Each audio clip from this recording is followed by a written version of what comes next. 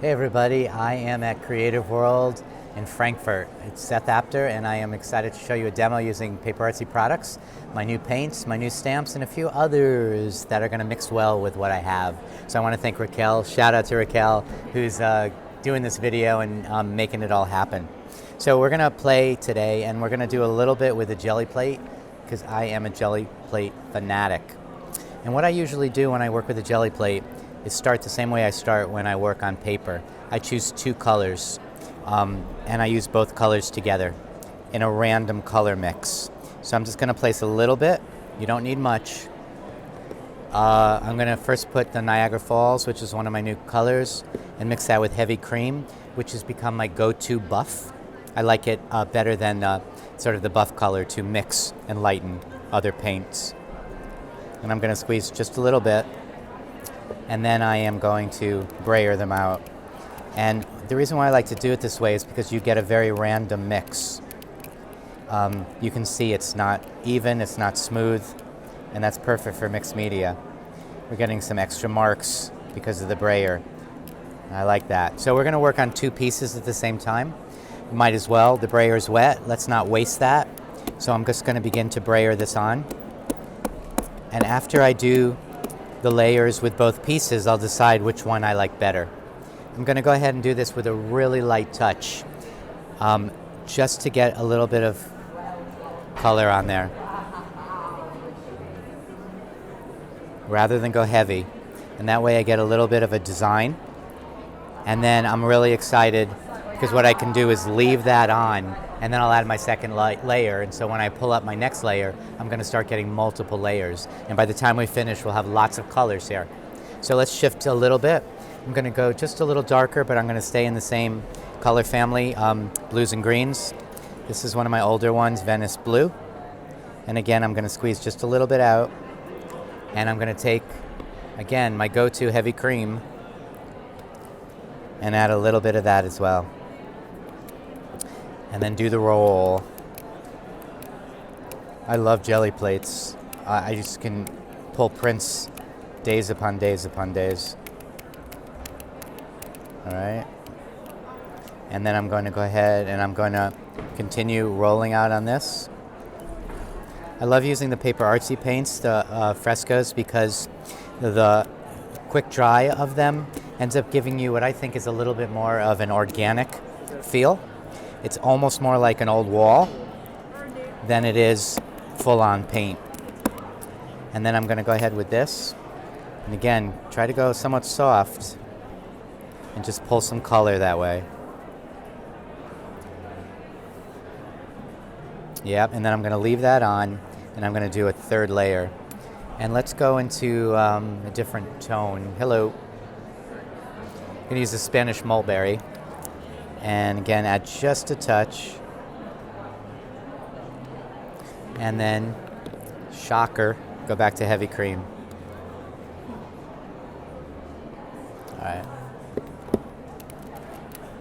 And then you're going to get the mixing, so it's going to lighten up, get a little more pastel. But be uneven. All right. So I'm going to go ahead with the brayer on this one. And add that, a little bit of flavor there. And I'm going pretty soft on this. And then I have a little extra, so why not start a third piece? And then what I'm going to do is I'm going to full on press this in here, and I'm going to let it dry on there. And so as the paint on the jelly plate becomes tacky, I'll be able to pull up all the layers. It's hit or miss with a jelly plate. Most of the time it hits big. Every once in a while it doesn't, then you just go on with another layer. But when you start getting the crumbs from the lower layers, to me that's when it's really spectacular. Again, because this paint dries pretty fast, you can move pretty quickly, but I don't want to pull it up before I think I'm going to get it all. Yeah, I got it. So I've cleaned my plate, which is great, and then I've gotten the different tones from there. And then why not just use it all up, right? Start another one. All right, so I have these two pieces, and now I need to decide which one to use first. And I'm going to go with that one. I like the fact that there's still a lot of the Niagara Falls green showing. So I'm going to move on to adding more detail in the background. For me, this is a nice background, but I want some depth to it. And that's where I break out the stamps. So I'm going to go through some of these new minis that I have. And there's two I like the best for backgrounds. And I'm just going to go ahead and use both, because more is more. And just get some inks that are not too different than the colorations of the background. Because for me, I'm thinking of this almost like it's a new layer of paint. So I don't want them to be too broad. And I'm going to just use the stamp very loosely. And I'm going to start in a corner and begin to add detail around the edges, so that I have a center area that's highlighted by the little bit of texture I have on the outside. And then use a different color. This is sort of a tip from that I think if you use the same stamp over the stamp with different colors, what you begin to create is this sense of dimension and depth. You really start to see something recede in the background. So even though it might be flat, it almost looks 3D. And you can almost do this with your eyes closed.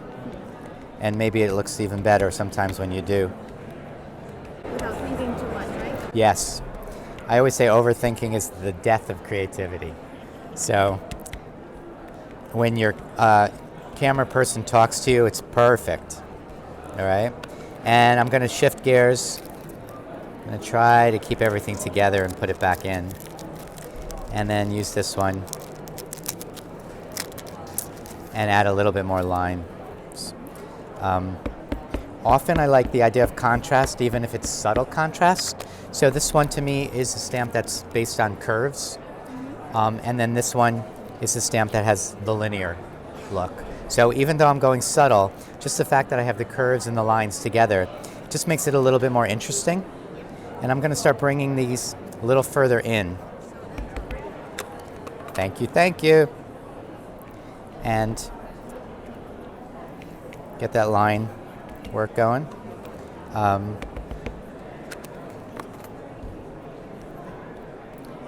And then use a different color as well. And you can see I'm keeping in the same tones. These are all in the same color family. Sometimes people struggle with color, and there's lots of ways you can deal with that. You can use a color wheel, which is not as complicated as it might seem if you don't know it. But for me, I know that if I stay within the same color family, maybe all cool tones, blues and greens, maybe with a highlight of the pinks or violets, I know it's going to work. And so that's something that just, I don't know, makes, yeah. And it gives you the freedom to not overthink, because you just know no matter what you add, it's all going to blend together. So I'm going to do one more thing with the background after I try to keep on top of this and put this stamp away. It's pretty rare that you have me on video actually putting something away or cleaning. This might be the only time. All right. I just quickly go through the paint so I can pull. Oh yeah. All right, we are ready. All right, so I'm going to use this stamp, but I'm going to use it a little differently. One of the things I like when I use my stamps or anyone else's stamps is to make them my own. It's always important to me to take a commercial product and get my own hand in there. So rather than use this whole stamp, I'm going to ink the edge. And I'm going to go with a stronger ink. Still in the same color family though, but the ink is stronger, which will have it begin to pop out. And I am going to put this on an acrylic block. And basically what I'm going to do is I'm just going to ink the edge like that. You can probably see that, right? And so I'm going to just begin to create a heavier border. You know, really subtle. It's not dramatic at all. It kind of blends in the background, but it also differentiates itself. And I'm not going to be too even. So I'm not going to go ahead and add it all the way around. I'm going to leave it like that. So if you see it in the light, you can kind of see where we're going with that. All right, so I am going to cap my ink and put this away. I'll just put this aside for now. Now I'm going to shift gears a little bit because up to now I've been using my own products. Now I just want to flip it, and I want to use another product that PaperArtsy just recently came out with. It's a really cool stamp set. It's one of the hot picks. So it's got a giraffe and it's got the bugs and the elephant. What I really love about it is the collage element of it because it has so much more. So I need a focal point, so I am going to use that guy right there. He's going to be my focal point. And if you look... Coming in March. Yeah. Oh, coming in March? Yeah. Okay. All right. So you're seeing it here first. Yes. But I love the text in the background. To me, that makes the element even better. So I am going to do my best to find an acrylic block that almost fits. And now I have to pick some ink. So I could go with the one I just used. I could go in a different direction, add some warm tones and go with brown. Or I could go with black. So I'm going to ask the studio audience. What do we think? Do we think black or brown? You know me. You go brown, okay. So But I maybe think, black. oh, maybe black? I don't know. Oh, the stress of this. Okay, let's just go with the black. Okay. Black may look nicer, right? You know, the brown could bring a nice warm tone with it. Okay. So, but I'm gonna, Okay, that's okay. It's already blue. well, except that I'm gonna go ahead and double ink it. Okay. Yeah. So you're gonna get a little bit of black, you're gonna get a little bit of brown tone. How's that? All right. And then I have to decide which way it's gonna go. Okay, it's gonna go that way. No, it's gonna go that way, okay. And I'm gonna not put it right in the center because that's ridiculous. And I'm just gonna go ahead here. And I'm gonna give some pressure. You don't need too much pressure. But I am off the block, so I wanna make sure the edges work. And then I'm gonna lift and we'll get the reveal, the magic reveal of the little buggy guy. And so what I wanna do is, now that he's there in a square, I wanna integrate him because he's just hanging out. He looks like just a bug. And I wanna make it a little bit more art-like. So what I'm gonna do is quickly look in the stash of new stamps and find something that has some text on it. This is one of the Jofi stamps, and it's got a lot of text. So I'm gonna kind of integrate this guy in using a different color. I'm gonna go back to some of the blues, and I'm gonna ink it pretty randomly because I am bringing in Raquel's brown, and we'll see what we get here. Contaminating the ink pads at the same time, but I'm fine with that. And then add even a little bit of that. And let's just see, I'm not going for perfection here. I just want, yeah, that's what I want, something like that. So I'm just going in here and I'm kind of breaking the idea that that's just a square. And then I'm gonna go ahead and I'm actually gonna stamp over him as well so that we integrate it even more. Yeah, I'm liking that so far. All right, I'm gonna be good and clean that stamp before I put it away. Now I'm gonna go ahead and I showed you the hot picks. Who designs the hot picks? We have it right there. Yeah, I think it's that dude. I'm gonna use some of these elements here as well. Because I have a lot more space here that I think would be worth using. And I'm gonna do that whole thing again with the contaminating inks.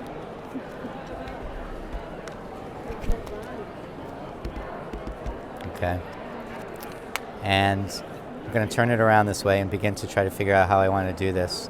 And I think I'm going to do it a little bit off. Yeah, like that. And then maybe bring one up there.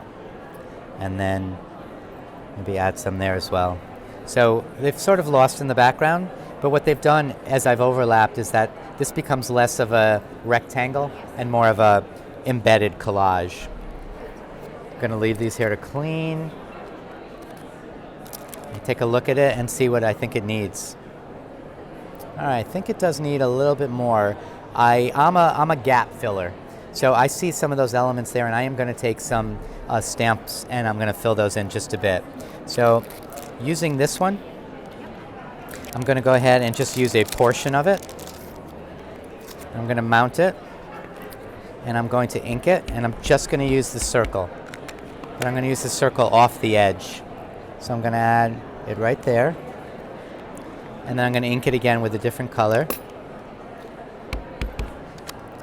And I'm going to add it again, a little bit overlapping. And then one more color.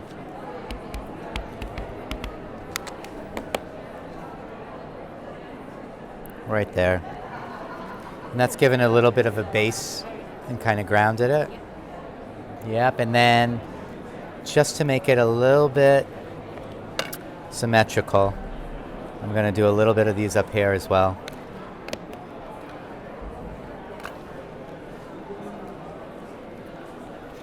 Yeah. And then last thing is I'm going to take an ink pad, and I will take a black, and I'm going to run it around the edge. We all do this. I like doing it because I feel like it finishes off the work. It's just like if you put a poster or a print on your wall at home, you're going to frame it. Kind of says what's inside is important. Yeah, happy with that. Thank you so much, Raquel. Thank you guys for watching. Remember, it's PaperArtsy, coming to a shop online and near you soon. Thank you so much. Bye. Bye.